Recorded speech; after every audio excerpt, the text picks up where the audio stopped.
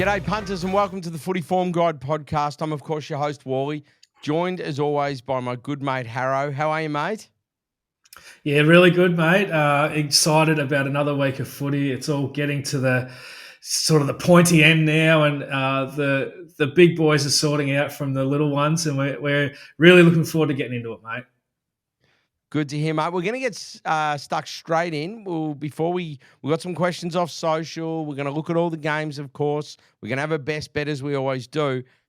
But let's have a look back before we look forward from last round. What we got right, what we got wrong. Highlights, lowlights. We'll start with the good, Harro. Yeah, mate, the good. So we were very keen on GWS at the line last week, and they covered that with the last kick of the game, which was pretty pleasing. We got the Hawks, your Hawkies. We got them at the line. We were very keen on Grundy disposals with the opposition, Sherry being out, and he had a big game. We were all over Cozzy Pickett to have a big game against the Blues. We also had the Saints line over total points and also the Freo line and under total points in those games. So they were our highlights in what was otherwise, to our standards, maybe a bit of a low week.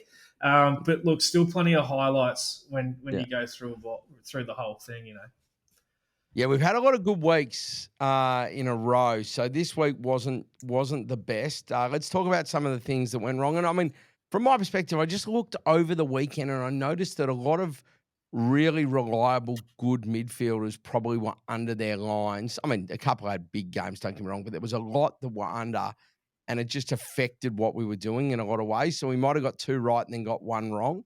Mate, let's talk about some of those lowlights, though.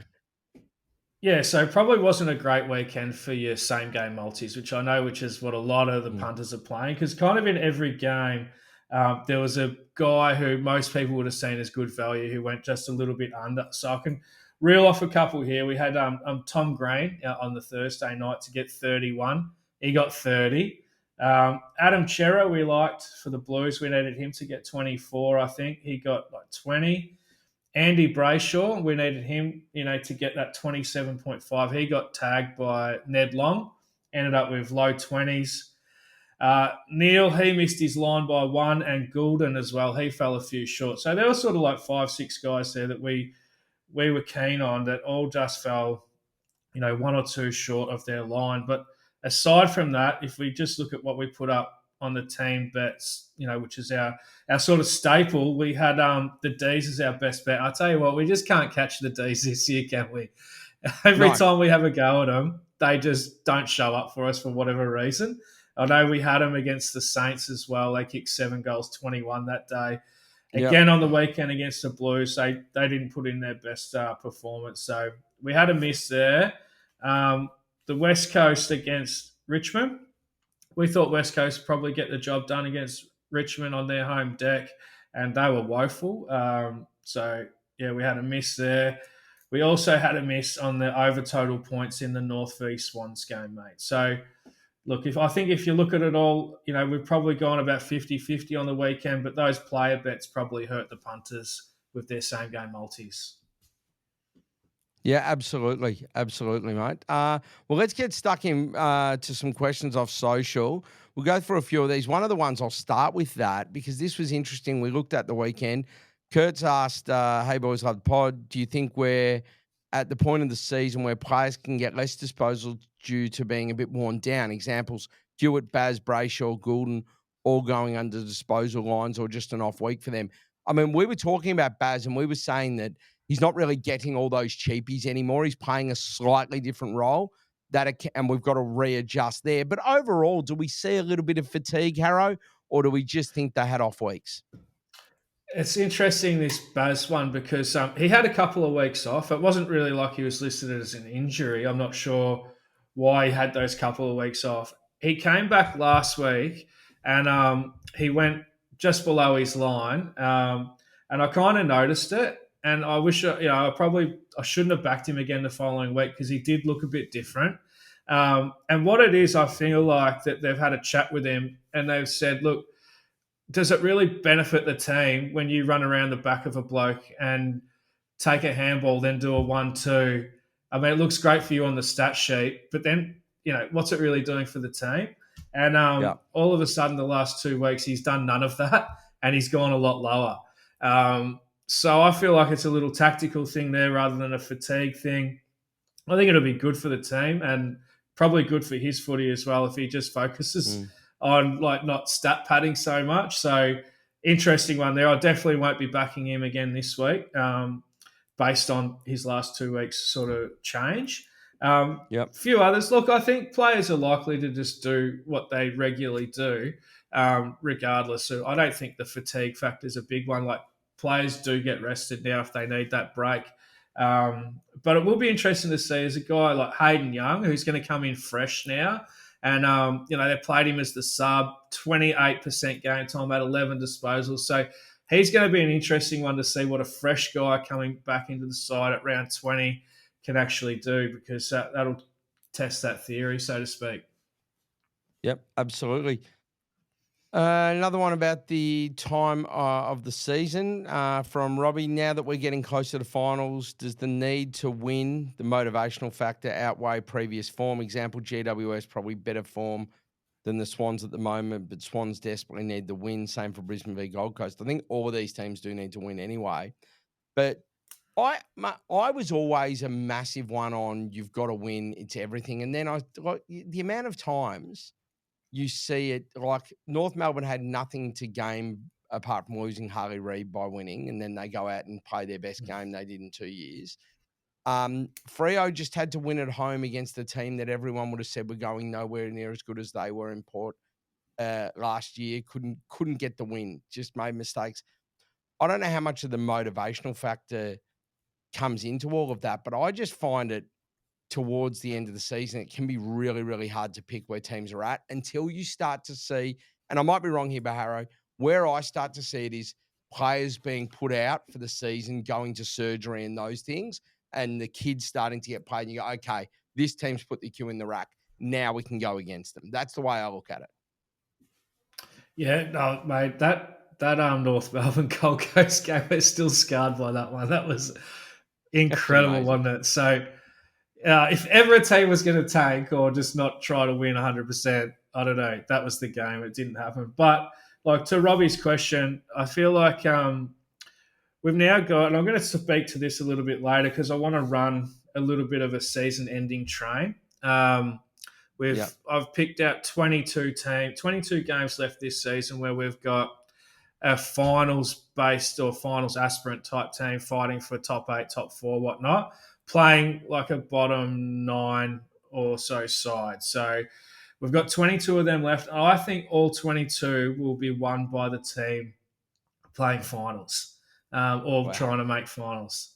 I think this season sort of just sets up perfectly for it because like top 2, top 4 aren't put away yet. And this is why teams might need 15 wins to make finals this year, because if you look at the bottom sort of, well, from Sydney down, say, Port Adelaide down, like they haven't accumulated a lot of wins. And this is why the top 8's going to need maybe 15 this year. There is a huge separation. And then add in, the little bits of motivation and everything like that. The only teams I can probably see making a little upset in the back half of the year are maybe St Kilda. They seem to be going really well right now. And maybe the D's because they've kind of been close a few times without pulling it off. But that's where I see that one, Wally. All right, nice. Anthony says, not betting related, but I'm coming to Melbourne next weekend to watch the Lions v Collingwood best pre-match pubs eats. Anthony, I'll send you something direct on that. We got you covered there. Does Cripps have a legacy game for Doc? I'd also ask to that, and we'll talk about this more during the game. We won't go into now. Will Doc have a good finish? So I'm sure he'll find a goal. They've got to feed him the ball to get a goal, but we'll cover that in that game. The flat track bully Bulldogs should spank the Bombers under the roof at Marvel. That is unless they leave the roof open during the day again for the forecast rain. Any word? No, we do not have a word on what's going on with the roof, but I think that lessons are usually learnt, and I don't think they will. By the way, I don't know if I mentioned this last week. 2 weeks ago, I was at the footy, see the Doggies Adelaide, and the Doggies had referenced on their own banner about the flat track bully thing, as in like it's BS. and we're coming to get you, and then proceed to lose to the Crows. So I found that quite humorous. All right, Harro, this is a quick one for you. After the round of punting is done, and you look at your losses, how do you differentiate good bets that lost, like good versus bad beats? So we've spoken about this before. So just quickly, Harro, if you look, the ones where you look at and go, do you know what? I actually am happy with the bet I placed. It just didn't come off. Yeah, no, it's a good question, Wally. And I've got a little review process where, did the game look at like how I envisaged it? Was it like just scoring shots or a bit of bad luck or whatnot that went against me, or was it just a bad read? And if it's a bad read, that's where I need to go back to the drawing board and work out where I went wrong. And sometimes it could be that, look, I've just overrated this team or I've underrated another team for whatever reason. Or it's maybe I've overreacted to like just the short-term form when the long-term form maybe pointed to something else. These are all the types of areas where you can go wrong. So, you just got to keep check on yourself and keep check on your selections and make sure that you're not falling into any sort of traps like that, really. Yeah. Couple more, Harro. Isaac Heaney, can he continue to fill the stat sheet, do we think? Or do we expect those kind of performances against bottom teams? Well, he had a really good matchup. Yeah, he had a really good matchup on the weekend. Yeah. And he's obviously going to get a much tougher matchup this week. Yeah. But what a player. I mean, I just love Yeah. him. I think he's an absolute star. He'd be your favourite player outside of Carlton, would he? He'd probably be my favourite player, including Carlton. Wow. I would have thought. That is a statement. Yeah. Still love Chad Warner up there. I do gun. like Keens, but I love. Basically with that is, yes, he's in form, but always look at the matchup regardless of how they're travelling, because you might have had a dozen great weeks in a row, but then if there's a team that decides to properly clamp you and they have somebody that can do that, like a Windhager, then it's a different story. When you're choosing between two handicap spreads for your biggest bet of the week, do you take into account ladder position? So let's say if we were going, we like GWS and Melbourne, would we fall on the GWS side because of their ladder position, or is there something else that tips the scales? Is it something we consider? Look, the ladder, I don't consider the ladder a hell of a lot into my punting. That's probably, the ladder can be misleading, as you see with the expected scoring and stuff like that. And we always talk about scoring shots and things like that as well. I feel, and also the fixture's not completely fair either. So I fall more on the rating system side of things, rather as more trustworthy than what the ladder is basically. So the only time I'm really considering the ladder is when I'm looking for like motivational plays and things like that. Apart from that, I don't use the ladder as much of a guide. Yep. One other one I got was just in regards to actually when it comes to placing bets, saying early in the week if there's bets that I like, for example, a player to have disposals or an over-under line, I've heard that betting with the corporates early on too many times can get you banned, blocked, or restricted. How do you actually tackle this, and what sort of like numbers would make this happen? And you've got a pretty simple thought on this, Harro. Yeah, so any sort of lumpy bets on, I'm not sure exactly what size they're looking for, but definitely the sort of size bets that I'm taking, you just can't have them early, really early, because they really stand out. If you're betting smaller money, like maybe, in your 50 to 100 sort of dollar betting range, you can probably get away with betting early a little bit. But if you consistently beat the starting price time and time again, they're going to clamp down on you, even at those sort of $100 stakes. But betting early with big stakes is a big no-no. And really, you have to be able to beat the market on the day with those types of stakes if you want to have any sort of longevity. There you go. Last one, our man Dial Turton said future betting, 5 rounds to go. Roughies, Coleman, Brownlow, Graham. It's a lot, mate. Next week, with 4 rounds to go. I would like to do this week. I'd love to because I know there's 5 rounds to go and we'd be on the hook for it. However, just time constraints. But next week, what we'll do is we might bake in a proper futures update on everything we like. So we'll do that next week. All right, mate. We need to get into the footy because it's the Footy Form Guide Cup kicking us off this week on Thursday night as the Hawks at $1.21 take on the Baggers at $4.45. The line is 26.5 points, Harro. Doc's last game. Can they do something for him here? Or will the Hawks keep surging to a possible September spot? Yeah, like you see these farewell games and whatnot, every now and then. And like I think back to the ones that we had a few big ones with the Richmond boys going out. There was Dusty's 300th, all that sort of stuff. And more often than not, they don't really make a big difference to the match result, basically, is how I view that. So although Carlton would love to send Doherty off with a win, I just got to view it as play this one completely on form rather than anything around the emotion of the game. Like Hawthorn, they also get Daisy back, who I'm sure that they'll all be very excited about that as well and maybe give them a bit of a lift. And I look at this and Hawthorn are basically full strength with, maybe minus Weddle would be the only guy really that I think could add to their team, but he's kind of a guy that they can cover, that sort of, big sort of backman sort of dude. Scrimshaw. Who can run a bit like Scrimshaw, perfect replacement sort of thing. Yep. So,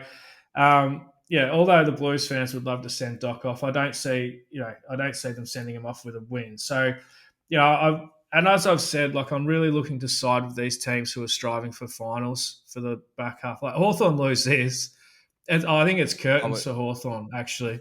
So the motivational side, they need to win their two against Carlton and Melbourne, and they've got to win at least one of Collingwood, Brisbane, and Adelaide. Harro, that's what they need to do.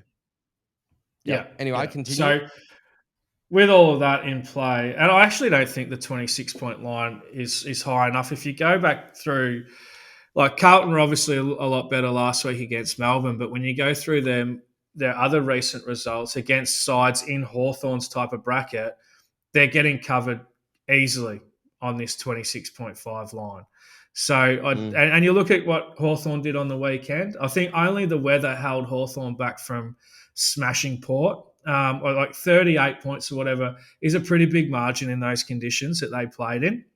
And Port, they're going better than Carlton, I'd have to say, especially if you look at the last sort of 5 weeks as a sample. So I quite like Hawthorn, mate, at that line. So also another thing I've picked up on with Hawthorn, 3 of their last 4 games, they've actually really dominated the possession, which is something that they did last year when they were in great form. And so I'm going to side any of my sort of possession bets to the Hawks. Like I think they kept Port to like just over 300 disposals on the weekend.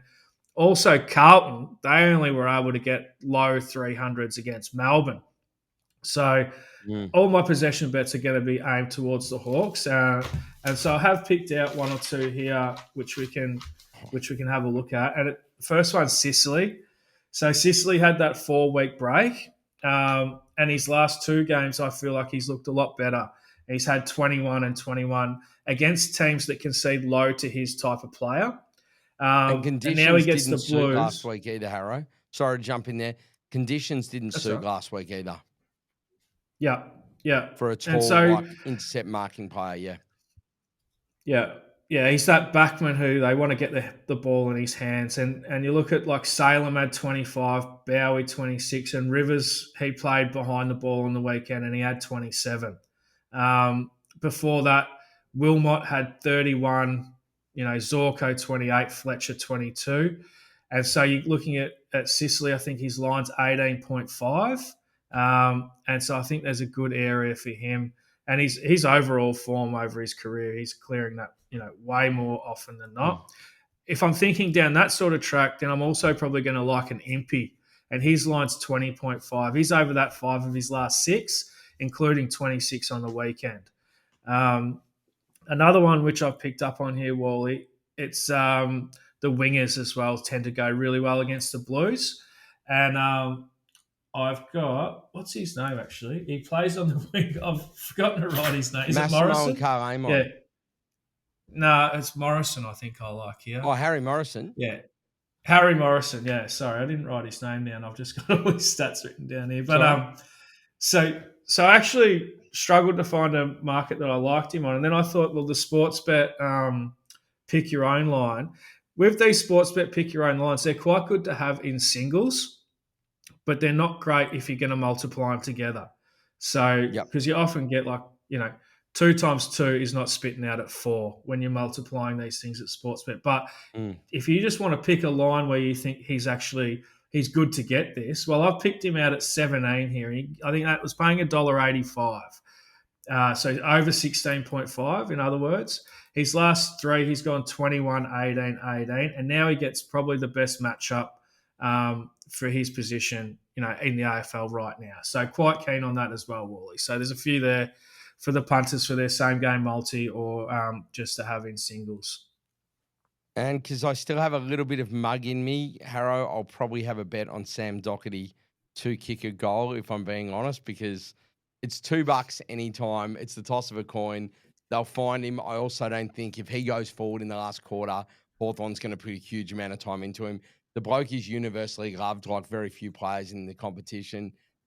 If the game's gone in the last quarter, I think that everyone will let him kick a goal. So $2 for me is enough to find out. I'll definitely be taking that one, mate. As I said, still got a bit of mug in me, Harro. I am improving in that space, but still a little. All right, Friday night. I don't mind that. You don't mind it? Good. All right. Don't mind it. Friday night, Harro. We've got 2 games. Of course, we do. Essendon take on the Western Bulldogs. Essendon's $11. The Western Bulldogs are $1.04. The line is 56.5 points. Oof. Indeed. I don't know the angle, but I'm looking forward to hearing it, Harro. What do we do here? Yeah, well, actually, there's been a bit of money for Essendon because the line's into 52.5 as we speak. But I don't know. I don't know who's got the guts to be back in Essendon against a Doggies team that just sort of demolishes these types of games. And we saw they had that 91-point win if you go back to when they played each other just in May. So it does line up like another demolition job for the Dogs. But just be a little bit mindful that the Dogs, they do have a 6-day break coming into a massive game against the Giants next.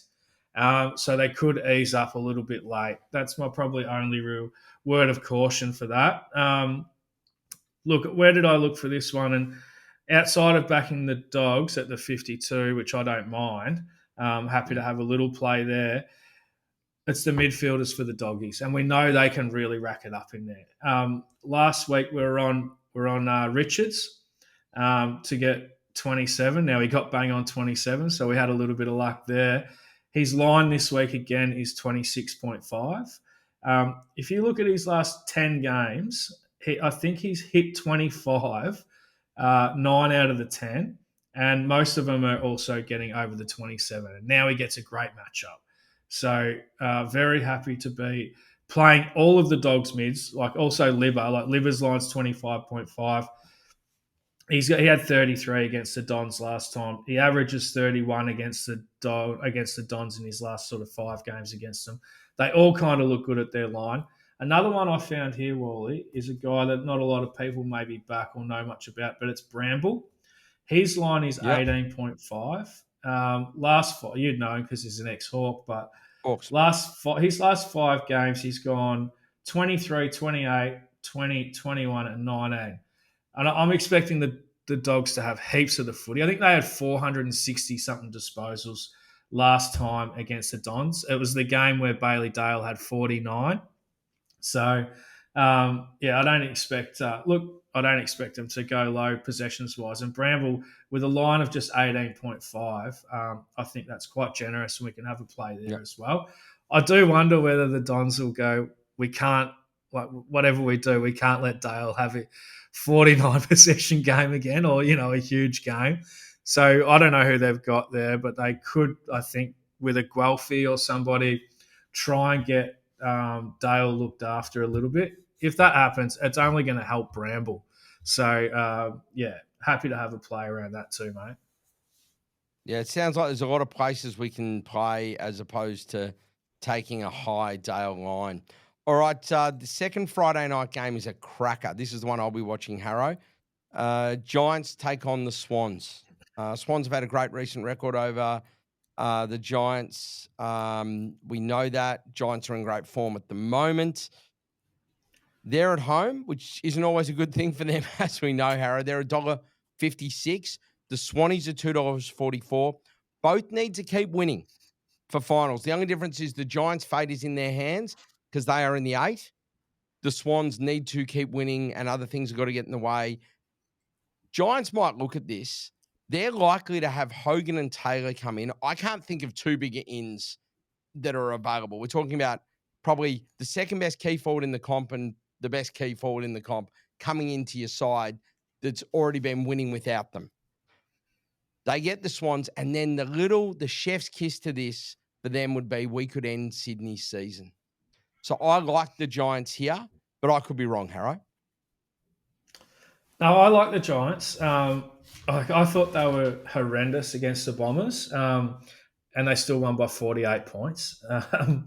But they were off a 5-day break, and they did rest Kelly and Hogan as well. But they were poor, I thought anyway, last Thursday night.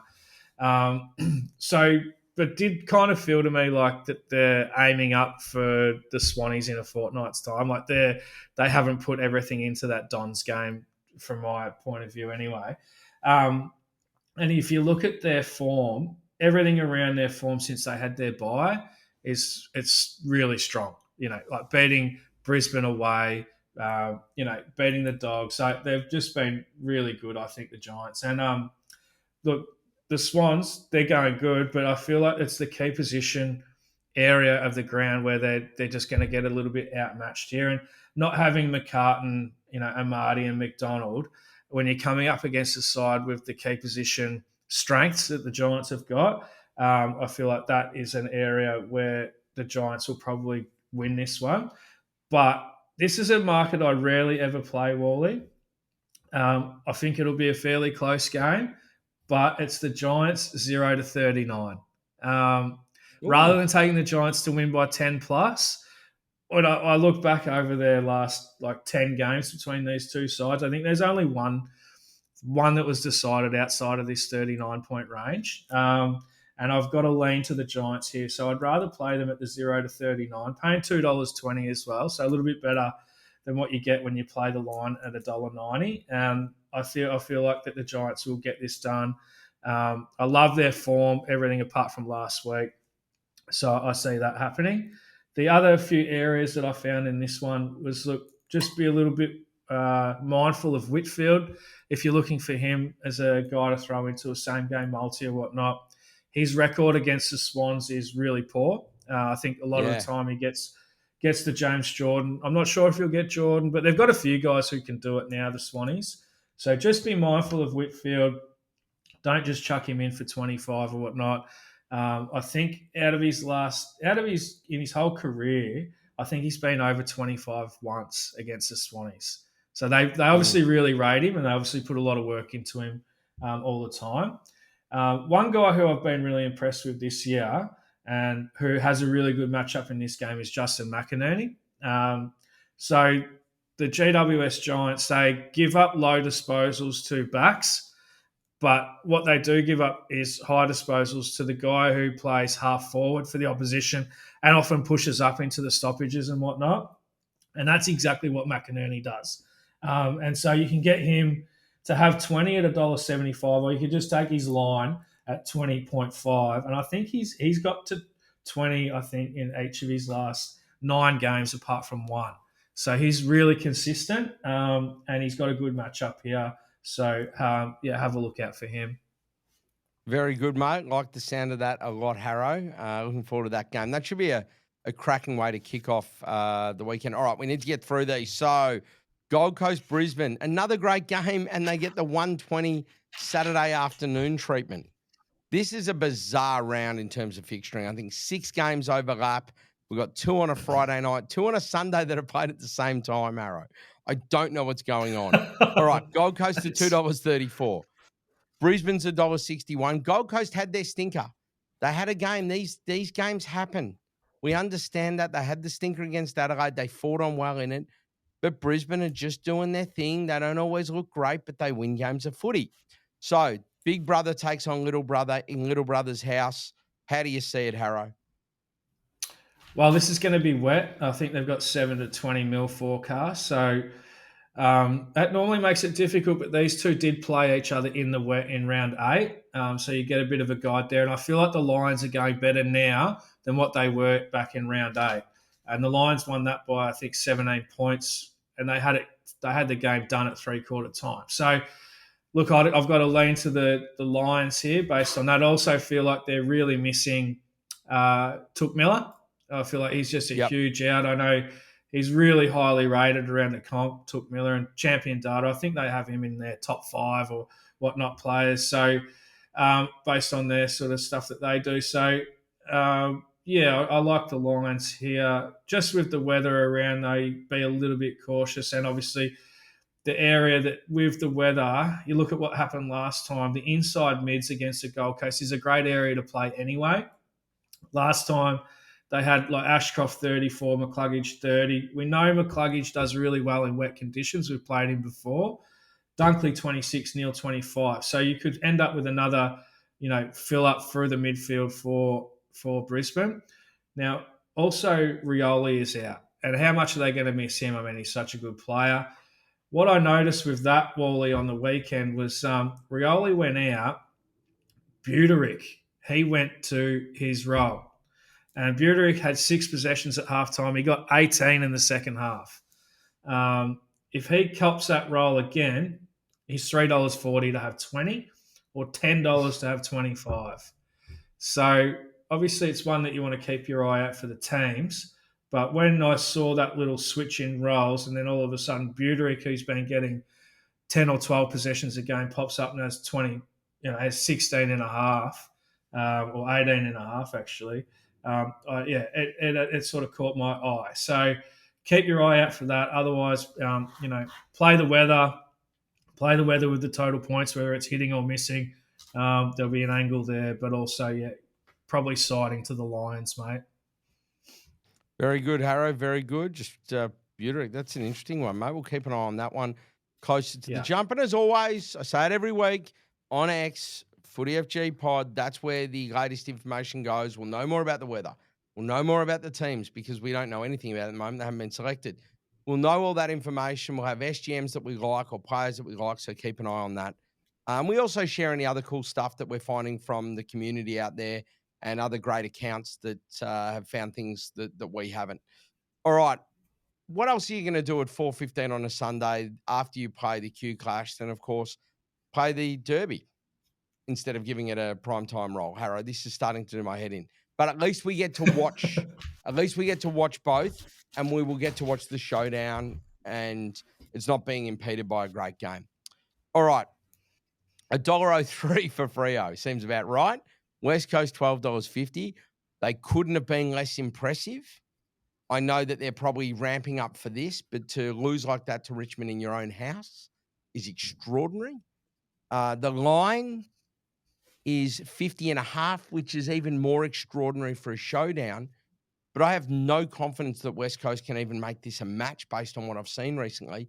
Freo just beat Collingwood at the G. The only thing for me is, okay, they're coming off the short break. They fly back. West Coast will definitely be up for this more than any other game because they've got the spoon. There's nothing else they can do this season.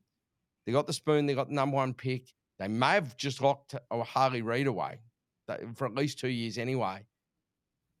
So this would be their one thing that they could do is give their fans a really good performance in a showdown. That's the only thing that worries me. I just think even at 50.5 points, Freo going so well, Harro, what do we do here? Yeah, I ran a little simulation to see what a big win for Freo would do for they're obviously, they've got top 8 and top 4 hopes on the line. And if they were able to win 140 to 40, it would take their percentage from 108 to 115. And just considering that the Suns' percentage is 115, the Giants is 116, the Hawks is 119. If they got any sniff of having a big win, they will be going all out to get it. So I just wanted to keep that in the back of my mind. Look, West Coast, they just lost to the Tigers by 8 goals. That would have them losing this by a huge margin too. So it's definitely on the cards, mate. I could see it happening. The area that I see the huge mismatch here is the midfields. And we saw the impact that Young had coming back in. He only played a quarter. He had 11 disposals and just added a lot to that midfield. And you just line the two midfields up. You've got Sarong, Brayshaw, Young, Jackson, and Bolton against Reid, Hoff, Hall, Hutchinson, and Kelly, along with West Coast having a poor ruck. It is a complete midfield mismatch. I feel like Freo have just about got the best midfield at the moment, and West Coast probably the worst.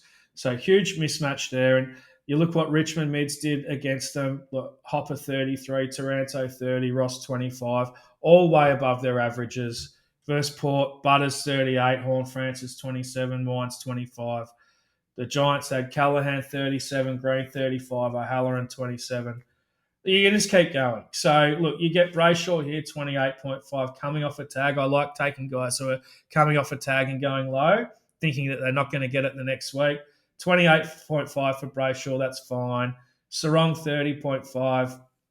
He should clear that. And also Bolton, with the ball being in the forward line, because he plays mid and forward, he should get a few extra ones when he's down forward, and 17.5 is probably good for Bolton too, mate. Would you entertain Clark? Because West Coast have obviously even ball to the defensive users as well. Or do we think that given how dominant Freo will be, you'd leave Clark home? What would you do? No, I don't see that as a huge matchup for Clark. Over the course of the season, West Coast haven't given up huge amounts to those types of players. Yeah. All right, there you go. Maybe my bad. Recently they All have. right. Yeah. All right. Okay. So we move on then. That's what we're looking at in the derby or the derby, I think they call it over there. Then we go to the showdown. So you've got this is very close to a rivalry round. It's definitely a rivalry round for the interstaters. They haven't really nailed it for the Victorian clubs apart from the Richmond Collingwood match. Adelaide $1.16, Port Adelaide $5.30. Surely this is Kenny's last throw at the stumps, Harro. Can he do something here? Can they cause an upset? They are an emotional football team. We know that. Look, I just see these two sides as completely different phases right now. I don't think the end of the season can come quick enough for Port, but this is another game that we're looking at wet weather. So, as much as I want to dive in and, it's just a different game in the wet. So all the form sort of goes out the window. The couple of areas that I didn't mind was Saligo, his line's 19.5. We backed him on the weekend, as our followers on Twitter would have noticed. And he's gone 21, 15, 21, 22, 24. So he's getting that 20 really consistently. We can get him 19.5. The conditions won't worry him if it happens to be a little bit wet. The other area I found here, and it might not be a great play if it really is wet, but you might want to save it for next week. But Rankin, since Rochelle has gone out of the team, appears to be playing like as a permanent small forward now. His CBAs are down to basically nothing, and he's getting shots on goal. So he had 4 shots on goal on the weekend, 3 the week before that, 6 the week before that. His disposals are also down like 15, 18, 16 when he was 20 plus every week before that. So you could go about it two ways. He's got a line of 17.5 for his disposals. Or if you liked his goals, you can get him $2.15 for 2 or $4.60 for 3. Like it, Harro. Like it. Very, very good angles there, mate. Me, I'm a positive guy. I'll be going for goals on that one as opposed to the under disposals. And in the wet too, the ball hits the ground a lot, and could see, even though Port give up to key forwards, it's going to be hard to clunk them like they normally would. All right, North Melbourne Geelong's the other Saturday night game. North Melbourne $6.70. The Cats are $1.11 here. You'd think Geelong would be getting the job done. The line is 40.5 points, Harro. Yeah, so watched the Cats game on the weekend. Again, I wasn't overly impressed with them for a team that's they're aiming up to be trying to be a premiership aspirant. I know the Saints have been a good sort of side lately in terms of running these types of teams close, but down at the Cattery, and it worked out in our favour. I know we had the Cats at the Saints at the line they just covered, but I think it was like a 5-goal-1 victory. It wasn't that overly sort of impressive to me, but I do have a couple of areas that I sort of highlight here. I noticed Jack Martin switched to the forward line, and he kicked 2 goals on the weekend. He had been playing back before that. You can get $4.60 for him to do that again against a weaker opponent in North. So I quite like that. I think the 40-point line, look, North have been beating these 40-point lines a lot this year. I'm probably not that interested, but I don't want to be opposing the side that's got everything to play for in the Cats. So I'll probably leave that alone. I found Caleb Daniel, mate, $1.98 at Ladbrokes to have 25. He's done that 7 of his last 9 games. His 2 misses were 23 and 24. The last 10 games, the Cats are number 2 to the defensive ball user in the AFL. So you look at it, they've let Sinclair 33, Ash 27, Whitfield 32, Zorko 33, Rosie 32, Roberts 27. So I really like that for Daniel, mate. And that kind of leads me to McKercher, who also plays that role. You can get him at 28.5. Since going into that role, he's had 35, 27, 29, 34, 32, 29. And then on the weekend, he got some attention off the Swannies and only had the 22. So those two look like really nice areas to play in terms of a matchup, and maybe avoiding some of those other sort of trappy type bets like the Cats at the minus. Yeah, mate. Very, very good. All right, we'll move on to the Sunday games. As I said, just the 2 games on Sunday that'll be played at a very similar time, Harro. Richmond, Collingwood being the first one, obviously at the G. This is 2:10 Saturday Arvo. The traditional time slot on a Sunday Arvo, I should say, 2:10. We don't see a lot of these anymore, the 2:10 bounce. Richmond's $10.50, Collingwood's $1.05. It'd be as big an upset as round 1 was for the Tigers to win. Collingwood have everything to pay for now. They've lost 2 in a row. I think that they've had those little wins. They've had the buffer, but now it's like, okay, we just got to get our shit together again. We can't be losing to this team. We just got to make sure we get our win, bank that, and just move on towards finals. Really, really secure this top 2 finish or even the minor premiership. I'm assuming there's angles here, though, Harro, for both teams, given the way both of these teams are at our disposal. It's just another one where there's weather forecasts, I think, up to 10 mil. So that does make it tricky, especially for your disposal guys, because they look with the wet weather, the ball tends to avoid the outside players, the guys who get their possessions in a receiving sort of manner a lot of the time. So you have to target, your other guys. We know the Pies, they've got some guys in there who play really good wet weather footy. Your Pendles, this type of guy. So you'd like to focus there. If it's not going to be too wet, and it might not even matter for this guy, but Nick Dacos, 31.5. Look, when he doesn't get tagged, he gets that, doesn't he, pretty much? So, and we saw he had 43, I think, on the weekend. Last time against the Tigers, he had 42. So he's a guy, I think, if he gets the right matchup, you just got to be with him. The defender type ball user versus the Tigers is also a really good spot. We saw Duggan have 31 against them on the weekend. The weather might not help this type of bet, so just bear that in mind. But Josh Dacos, he's had 34 of his last 6. He had 32 last time against the Tigs, so he's also one that I'd probably keep an eye on. And then, look, I feel like there could be a few other type defender types for Collingwood who you could bunch together, or to have, maybe in the same game multi, because you do see that in Tigers games a lot. It's not just one, it's like 4 or 5 guys in that back line all getting plenty of it. And the Tigers do concede the most possessions in the AFL. So, however you do this, however you construct your bets, keep that in mind that, it's probably good to be siding with the Pies players in terms of disposals on this one, Wally. No worries. Any watch out or concern around Dacos? We heard McRae talking about his load management this week, or do we think that this sort of game he should just be able to run around and do his thing? Oh, probably the latter, I'd say. Yeah, he didn't look too hampered on Okay. the weekend, did he?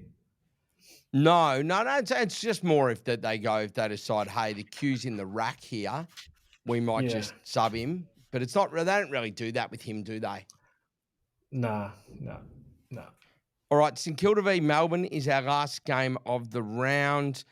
The Saints, $2.02. Melbourne's $1.82.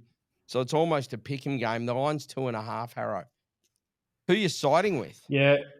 Oh, this is a tough one, Wally. I'm still scarred from when we backed Melbourne against the Saints only, I don't know, 7 or 8 rounds ago, Horrible. and they kicked 7 goals, 21. So, yeah, really tough one. I've got these sides basically, very evenly matched. I really like the Saints' form in the last month, and the Ds are just so hard to actually get right. Every time you oppose them, they turn up and play. They run Collingwood to within a point, and then so you back them the following week, they lose to Carlton. So it's just a very tricky to follow the D sort of form line. Just don't know what they're going to do. We did play the Saints over total points, and this is something we've played a little bit this year. Their last 5 of their last 6 games is over 170, and we're going to get the good conditions here, being under the roof. Yep. So I don't mind the over 170 if you want to find a bet in this one. The other one I've found is Bowie. His line's 21.5. 3 of his last 4 are over 25. So he's clearly got the ability to go well over that, and not a bad matchup here either. So there could be a few, but this isn't a game I'm looking to have, too many big bets in at this stage. Yep, fair enough too, Harro. As we say, closer to the jump on this sort of thing on X, we'll be having a look. Mate, you've been great as always. Before we let you go, of course, going to need the best bet of the round as it stands. Who do we like? Yep, so our best bet, Wally, this week, we are going to go with Freo at the line. I know it's a big line, but I'm really impressed with everything they're doing right now. They've got everything to play for. And before we go, Wally, I just want to run this all up multi for the rest of the season with the 22 teams, which I fancy, who are finals aspirants playing the lower sides. There's 6 of them in this round. So we're going to put those 6 together. They add up to $1.75. So we're going to back that this week. We're going to roll that into next week if we're still alive, and see if we can get through the full 22, which I think is a big shot. And by the time we add them all up to the end of the season, it's going to end up being quite a big price. Yep, and just to clarify for everyone, if you're following us on that, that'll be Hawthorn, it'll be the Western Bulldogs, it'll be Fremantle, it'll be Geelong, it'll be Collingwood, and that'll be it. Yep, that's the ticket. Yep, and there we go. Perfect. Harro, been absolutely fantastic as always, mate. We will see you next week. Go Hawks. Good luck to your baggers.